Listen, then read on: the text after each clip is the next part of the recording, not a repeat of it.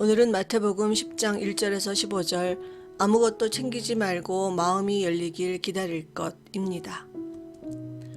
먼저 2절에서 4절에서 12사도의 이름이 나오는데 베드로라 하는 시몬을 비롯하여 그의 형제 안드레와 세베대의 아들 야고보와 그의 형제 요한, 빌립과 바돌로메, 도마와 세리 마테, 알페요의 아들 야고보와 다데오, 가나안인 시몬과 및 가롯 유다 곧 예수를 반 자입니다. 많이 배우지 못한 어부들, 또 의심 많은 도마, 죄인으로 손가락질 받는 세리, 그리고 예수님을 팔아넘길 배신자가 예수님의 제자가 되었습니다. 많이 배웠다고, 믿음이 투철하다고, 반듯하게 산다고, 절대 충성한다고 제자가 되는 것은 아닌 듯합니다. 오히려 부족한 사람들, 내세울 것이 없는 사람들이 예수님의 제자가 되었습니다. 지금 스스로에게 이만하면 좋은 믿음이지 라고 교만한 사람들에게서 예수님은 이미 발걸음을 멀리 옮기셨을지도 모릅니다. 하나님이 마음속에 있을 때 제일 먼저 나타나는 증표가 자기 회개입니다. 회개가 없는 영혼은 감사가 없고 교만한 영혼입니다.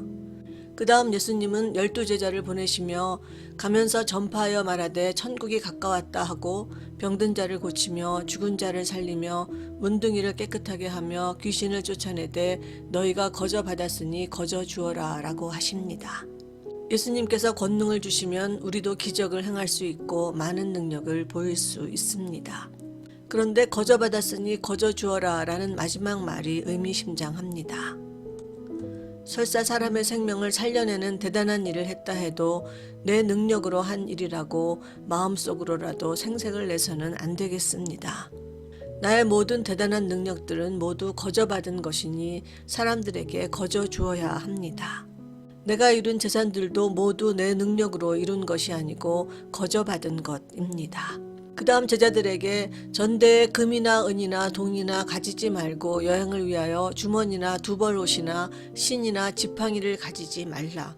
이는 일꾼이 저 먹을 것 받는 것이 마땅함이니라고 합니다.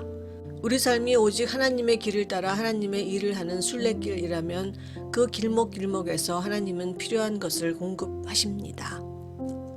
그런데 우리는 내일 무슨 일이 생길까 걱정하며 주머니에 금이나 은이나 동을 챙기고 여벌의 옷과 신을 챙기고 또 필요할 경우를 대비해 지팡이까지 챙깁니다.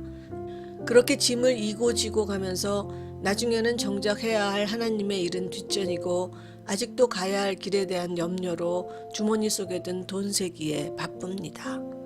위의 말씀은 우리 인생을 스스로 준비하고 또 준비하지 말라는 말씀입니다. 하나님의 진정한 일꾼으로 살면 아무 준비하지 않아도 충분하고 넘치도록 주실 것입니다. 주머니를 채우는 것이 목적인 삶이라면 채워도 늘 부족하지만 하나님의 길을 따라 끝까지 가는 것이 목적인 삶이라면 주머니 속의 여분의 짐들은 우리를 방해할 뿐입니다. 가벼울수록 더 멀리, 더 빨리 갈 수 있습니다. 또 예수님은 제자들에게 그 집에 들어가면서 평안하기를 빌라고 하십니다. 예수님의 제자로 우리가 해야 할 의무는 평안을 빌어주는 것입니다. 우리가 줄 수 있는 것은 영적 평안입니다.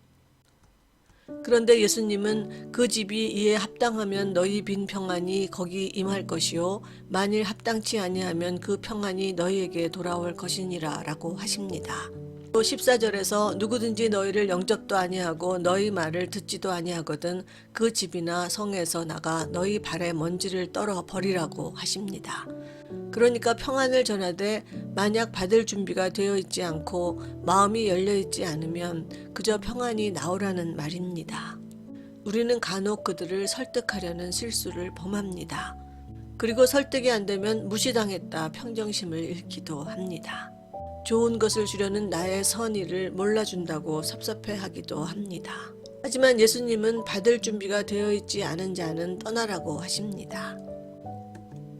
그리고 내 마음의 평안을 지키라고 하십니다. 내가 생각하기에 너무나 옳은 진리를 그것이 너무나 필요한 사람, 때로는 자식에게 줄 수 없고 또 그들을 설득할 수 없다는 것은 참으로 안타까운 일입니다.